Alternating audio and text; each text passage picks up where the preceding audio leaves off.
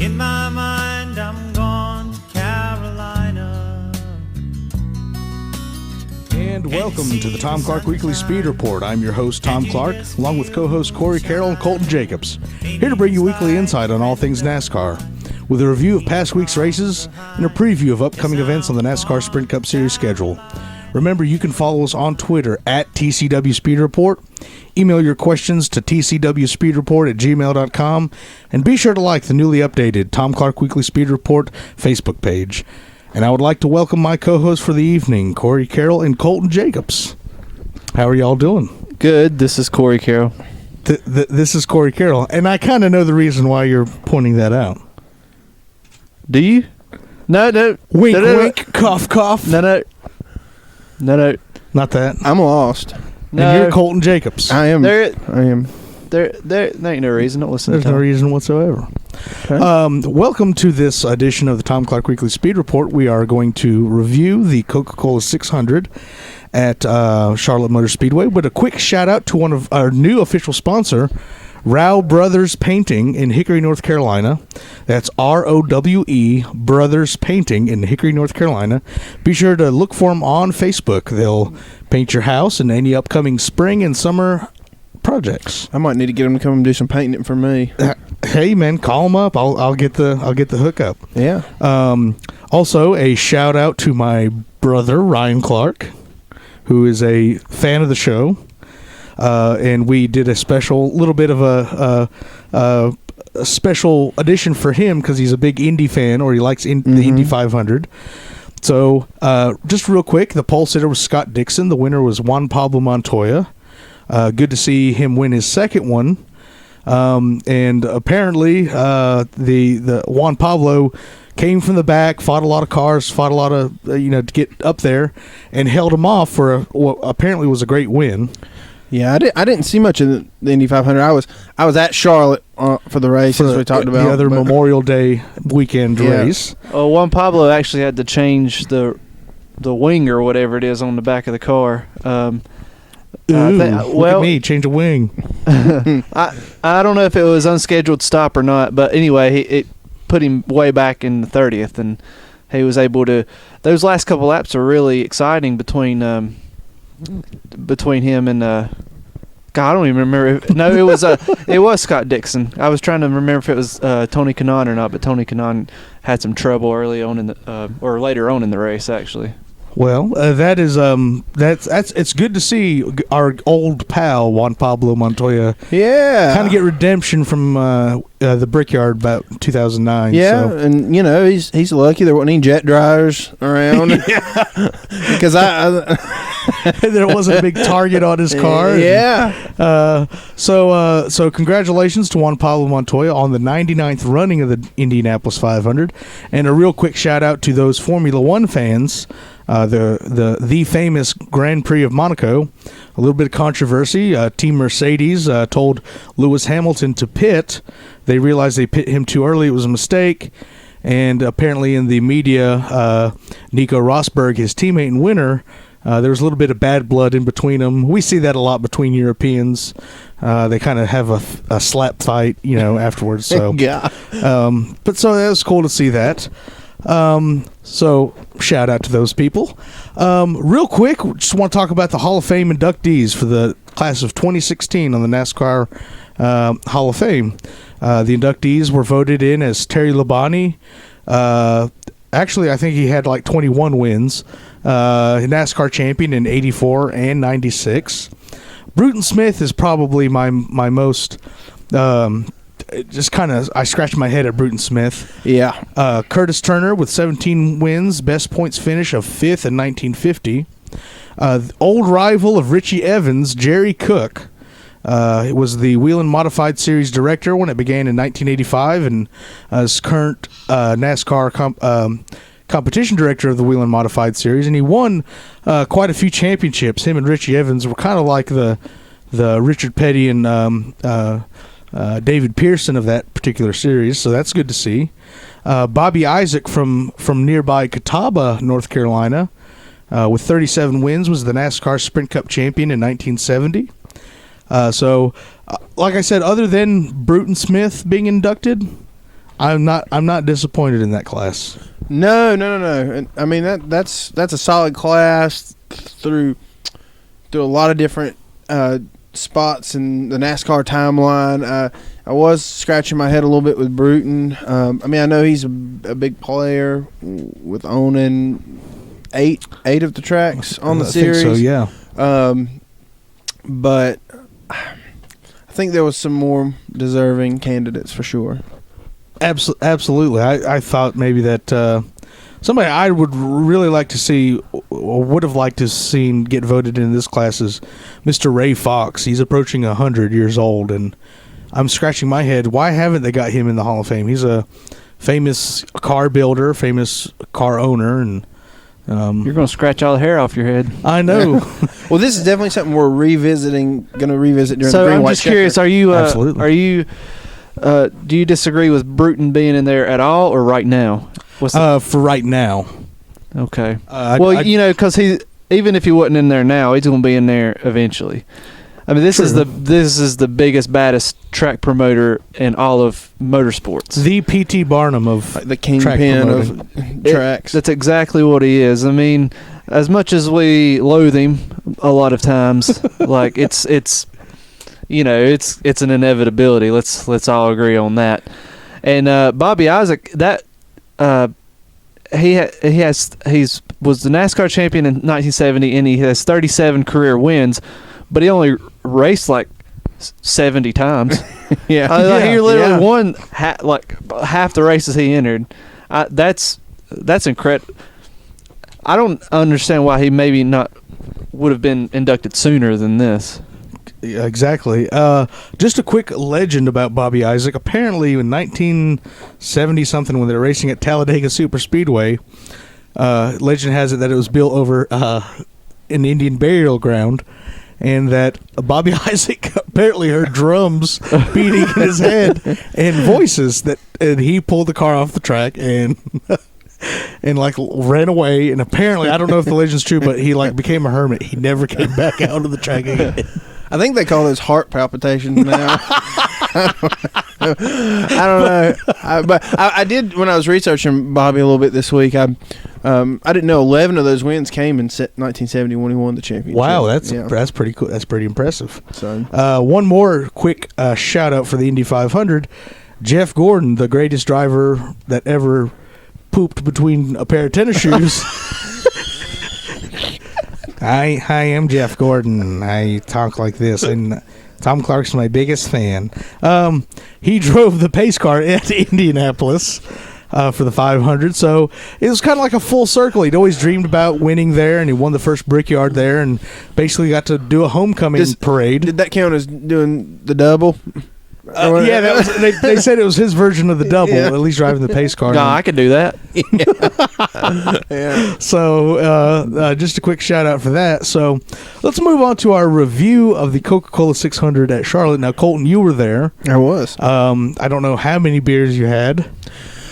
Actually, this time I had 0 beers. Oh, well. I did. So you had a bird's eye view of the action. What the hell were you doing all day? Well, just trying to stay out of the sun, keep from getting sunburned. Oh, God. we were, grilling out. For those of you who don't know the Jacobs boys, these are the Twilight vampires of the Southeast. These kids cannot be in the sun for more than 2.5 seconds tops. That reminds me of a guy that we went to the beach and we were using his condo, and he was the host. One time he was complaining that we needed to get a gallon of milk before we came down to the beach.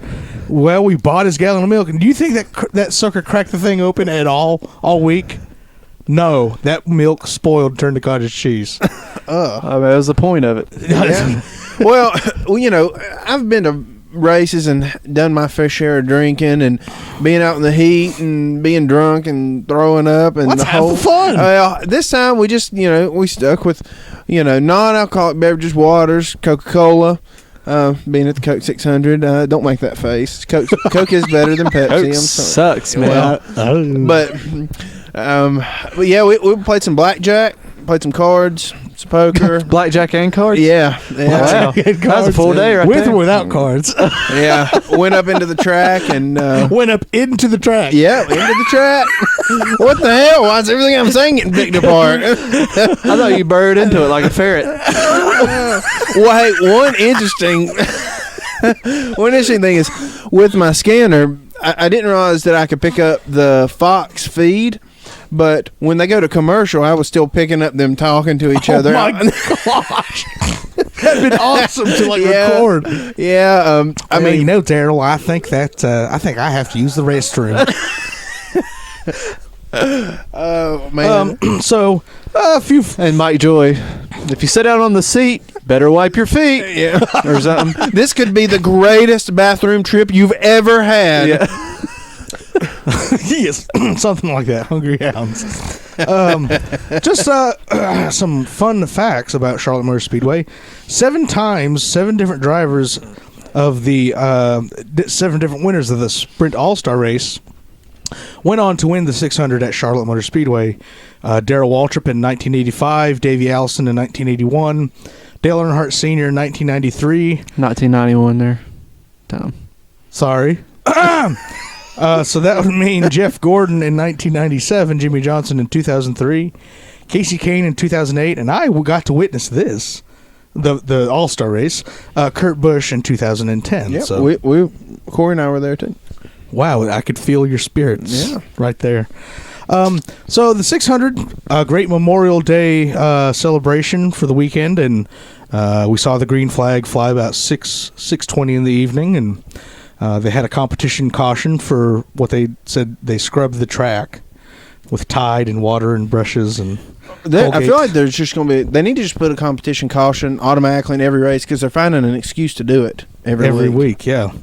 So we had like as I predicted, they kind of put the stats up where every 100 laps or every 100 miles there was like a segment leader. There was somebody that led the segment, and so as the sun went down, we saw a couple guys get a little bit.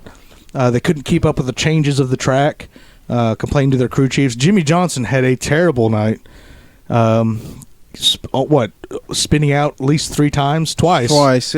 The first time I was at the top of turn 4, and I had looked right when it was Jimmy and Dale, and I couldn't remember who the third car, and they were all battling for position, I believe, and I had looked right when they entered turn 3, and I mean Jimmy just snapped loose. I mean, just spun. I mean, it was just like it had been happening all weekend off of turn 4. David Reagan, there were Ryan Boat did it twice in the Xfinity Series.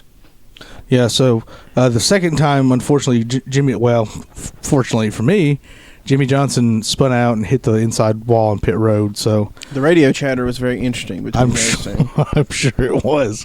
So we saw a lot of different parts of the race. Guys leading portions of the race. It came down to with about I think 61 or 62 laps to go. They had a late race caution, and Dale Jr., the Pied Piper of those who decided to come in and get fuel and tires, played the strategy of if we can make it last on fuel. And so Carl Edwards won the race. He led 25 laps, but a lot of people are saying that Joe Gibbs is, the floodgates are opening now. They're doing great. Pole sitter was Matt Kenseth, but I can't really give that one to Carl because he did play the strategy. He gambled and won the gamble. Well, and teams have better, I guess, I don't know, momentum at certain tracks. Joe Gibbs performed well this week at Charlotte, but we'll go to Dover next week. There's nothing to say that they're going to continue that necessarily. Mm-hmm. The only teams we've seen carry any sort of momentum from week to week is the Stewart-Haas cars, and to an extent the Penske cars. But Hendrick has their tracks that they hit on. Gibbs has their tracks they hit on. that's been the case for years, and it's still the case this year. I don't know how much I buy into this whole floodgates opening deal. Yeah, that is a very good point. Like you said, next week we might not even hear anything about these drivers from Joe Gibbs Racing. Shout out to Martin Truex Jr. Man, led 131 laps of the 400. I mean, that is a big chunk. Yeah, all through the race, you watched Kurt Busch and Martin Truex Jr. jockey back and forth. Every now and then Kevin Harvick would come in, but those two clearly had the class of the field, and especially Truex. I mean, that he's taken the 78 team as a whole to a whole different level. I think that's good. I think it increases his personal stock in case that something doesn't work right with Furniture Row. People are going to say, "Man, he's a decent, solid driver." I wouldn't go anywhere if I was him right now. He gets all the attention within that organization. He's running good. If I were him, I'd stay put. Yeah. Cole's not running good. He ain't looking good. And now he's got sponsor trouble. Yeah. Please tell me you know what I'm talking about. You'd have to reiterate that. Are you kidding me? Do you know what I'm talking about? God Almighty! How are we doing a NASCAR podcast? Nobody knows what Days of Thunder is. I mean, I couldn't remember exactly what point. Man, I knew it was a Days of Thunder reference. Let's just go on. I'm whatever. I'm depressed. So that is our review of the previously known World 600 at Charlotte Motor Speedway. Move on to our preview of the FedEx 400 Benefiting Autism Speaks 400 at Dover Speedway. I still call it Dover Downs because the horse track and all that stuff, but Dover, a very interesting track, 1 mile in length, basically a Bristol on steroids, or the old Bristol on steroids. 24 degrees of banking. The drivers literally fall down into the corner and then climb the hill back out of it. Tom, why don't you tell them what the most unique part of this track is? What the most unique part of this track? What the most unique characteristic of this track is? Can you give me a couple hints? There's only one other track on the circuit like it. Bristol. Yeah. And? It's concrete. It's concrete. That's right. I was raising my hand. I was wanting to answer. I knew that one. I knew that. Yeah. It is. I can't believe you said Bristol on steroids. That's such a cliche metaphor. I Mike Joy. Everything that's bigger than something like else is that thing on steroids. Talladega's Daytona on steroids. Yeah, by like a tenth of a mile. So, we do usually see the Joe Gibbs Racing team do pretty well at this track. Also, drivers like Jimmy Johnson absolutely are great at this track. Yeah, he's the only one that ever wins at this track. I know. Track position is very, very important at this track. You'll see a lot of guys get frustrated for not being able to move up in the field and maybe take a couple risks in the first couple of pit stops just to get some good track position. So it's a very racy track. It's multi-groove. Got to be careful to stay out of those marbles on the top line. Yeah, the marbles, they'll get you. Yeah, it is. But I think any track's better with asphalt on it. True. I've heard the argument both ways about concrete versus asphalt, and people like Daryl talk about how back in the day when they used to run the bear grease on every track. No bear grease. Something about the cars, the bias ply tires, they were just like so much torque, it would bust the asphalt up. So they decided, the track owner apparently said, well, I'll fix them, and concreted the thing. Apparently. I don't know. It's legend. It's like Bigfoot, UFOs. So, I think it'll be a very good race, a very racy race. It'll be a test session basically for the chase. People that have won people that are already locked in the chase will experiment, and the people that have not made it into the chase yet are going to be racing their tails off, because we're getting close to the midpoint of the season, and there's a lot of guys that do not have a win, namely Jeff Gordon, that are going to, I think, try to do the best they can to get a victory. Yeah. I mean, you're going to see a lot of guys that don't have that win. So I think this is the point of the season. You're going to start seeing more gambles like we saw at Charlotte yesterday. You had a whole slew of cars come in and try and stretch it on fuel mileage. You had Edwards, Earnhardt, Gordon, Biffle, Eric Almirola, a bunch of guys like that. So I think we're going to see some gambles next week as well. Probably more on the handling side than fuel mileage, because I think Dover is pretty tough on tires. You're pretty much going to want to take tires every chance you get. So, and that moves us on to our fantasy picks. All right, well, fantasy picks. Tom, you Still- are still at the bottom. Quick change. Corey dropped back to second with Jimmy having a rough ride of it, but only by 6 points. So Colton is now the new points leader. yeah, you dropped your I mind. did. But Tom, you're still around 100 back. Okay. Well, I am going to. You talk about roll the dice. I'm going to roll the dice this week and go with. Hold on. Let me ask you something. Okay. You like to roll the dice. Yes. Why don't you like picking the favorite since you're in the back? Picking the favorite? Yeah, why don't you always pick? You never pick the favorite. Because it's always bad luck for me. Listen. Hey, What are you looking at? What? I'm going to stick. He's got his man. I'm sticking with my pick. Yeah. My pick is the number 18 of Kyle Busch. Ooh. That is a. Will be victorious this year. Yeah, this year, but not this week. Yeah. I'm really glad I'm second, so I can pick who I want and not get the leftovers. Because Tom always picks like weird dark horse people. So Dark horse people.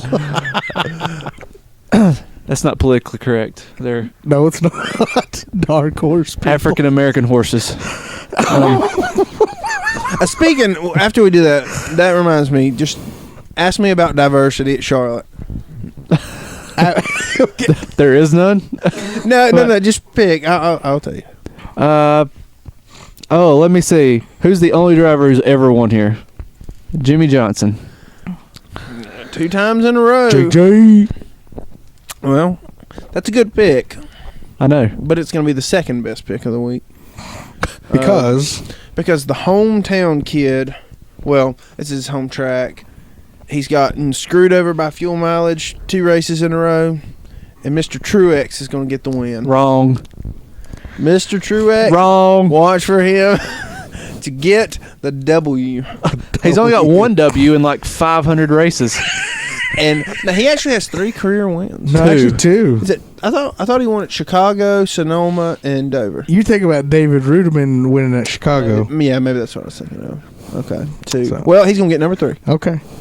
3. Yeah, Dale Earnhardt. Woo! So that concludes our fantasy picks. So are you going to want to ask Corey's question now or after? Well, I was just gonna talk about diversity. Go ahead. At Charlotte, I know it's been a topic brought up in the past, and By some of our viewers. no, I saw a fair amount of African Americans and Asian people at the race. I actually had a black family and an Asian family sitting in front of me. That is awesome. Were they a blended?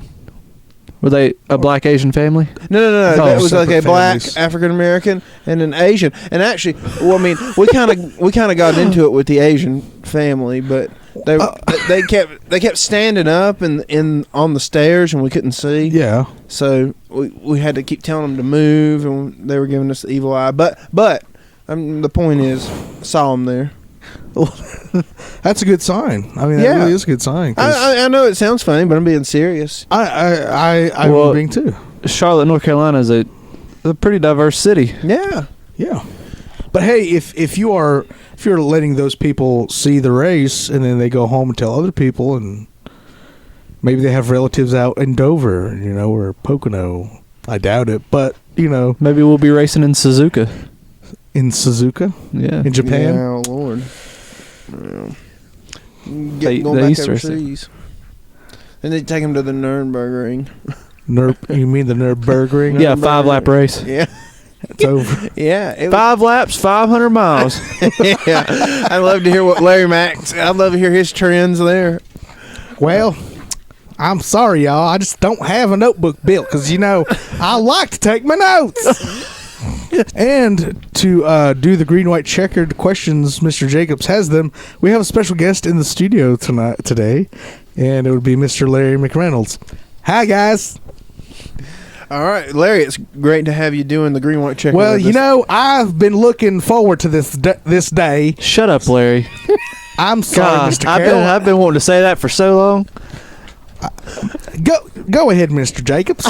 Thank you, Larry. Well, I know you're our guest, but we always start with the host. So I know what it's like to play second fiddle to Mike Joy. yeah, okay. Well, our green flag question, Tom, is who would be your one Hall of Fame choice that wasn't in this current class? Somebody I've been voting for like since the inception.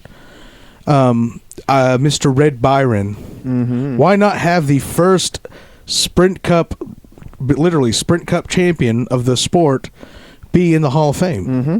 Yeah. So he's always been on my radar, and I again scratched my head of why he's not on there. Yeah. Okay. Corey. Is Smokey Unick in it? No. Yeah, I would say Smokey Unick. The what do you call it? The patriarchal mechanic of Yes. NASCAR history. He will be in it. He should be in it by now. Mm-hmm. Yeah, I was kind of thinking on the lines of like another crew chief or a car owner at this point instead of a track owner. If I were to replace somebody, it would be Bruton. But I would definitely say, and I saw a couple of drivers tweet, and Dale Earnhardt Jr. mentioned Rick Hendrick or Richard Childress, and possibly Ray Evernham. That'd be very good choices. And Larry, who do you think? Well, seeing as that I'm getting kicked out of the booth next year by your favorite driver, number 24, Jeff Gordon, in that drive to Hunger Chevrolet for Hendrick Motorsports, I would put my vote in for myself, yours truly, Larry McReynolds. Well, thanks, Larry. I mean that is understandable. I'm just tired of playing second fiddle. That's understandable, Larry. Yeah. Well, Larry trends say that crew chiefs usually play second fiddle to somebody, the driver, owner. Well, I'm about to lose my bald head over this whole deal about playing second fiddle. 10-4, I got you. Well, we'll move on to the white flag question. White flag, bail lap, 1 to go. Calm down, Larry. Jeez, it's just a podcast. Yeah. All right. Jeez. After Martin Truex leading the most laps in the Coke 600, is he going to be truly a contender if he can make the chase?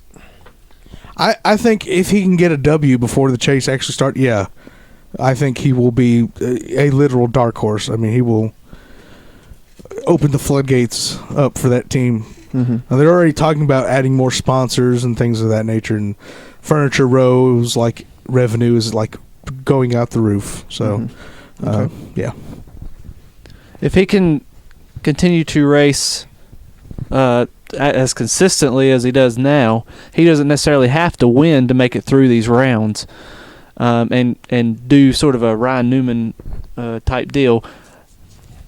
I'm convinced that he will get a win before the chase. He'll get in on that, so I don't have to worry about points. But once he gets into the chase, if he races, top 5 like he does every week now, then he'll make it to that final round and definitely be a contender because the Chevys are real good at Homestead, even though it's the Ford 400. Yeah, yeah, I agree. I mean, I think Truex will be a contender. If I have him kind of in my final 8 right now, so. Well, I'd like to give a shout out to that 78 car, Martin Truex Jr. He has had a top 10 finish in 10 of the 11 races this year in the Sprint Cup Series. That's a good finish. That's good finishes right there. That's right. Yeah. All right. Well, we'll move on to our checkered flag question. Greg Biffle, 16 car, finishes second. Was on fuel mileage, but does this show any sort of sign of turnaround for Roush at all? No. That's just Nope. my answer, no. Nope. Colton, it's on your shoulders. And don't play politically correct. No. I'm not playing politically correct. It could give him maybe a boost of confidence. Colton's our politically correct one on the show. It could give him a boost of confidence, but that's about all they're going to take from it. Yeah. And some more money for finishing higher. Yeah. That'd be about it. So. Well, on that note, I don't think I have anything to say except when you go to KFC, you need to get original recipe or extra crispy. Plug in the KFC, huh? That's right. I need a job because after this year, I'll be out of a job. Well, Larry, thank you for coming. I love to hear y'all's podcast, and I look forward to finishing these remaining races looking at the trends. What do the trends say, Larry? That my family's coming in with dinner right about now, and I'm going to have to hang this up. All right, Larry, thank you. Thank you. Tom, do you have any more final thoughts on the Coke 600? Not necessarily. So that will bring us to our outro. Thank you for joining us on the Tom Clark Weekly Speed Report. Remember, you can follow us on Twitter at TCW Speed Report. Email your questions to tcwspeedreport@gmail.com. And like the Tom Clark Weekly Speed Report Facebook page. And a big thanks to Rao Brothers Painting of Hickory, North Carolina. This is Tom Clark signing out.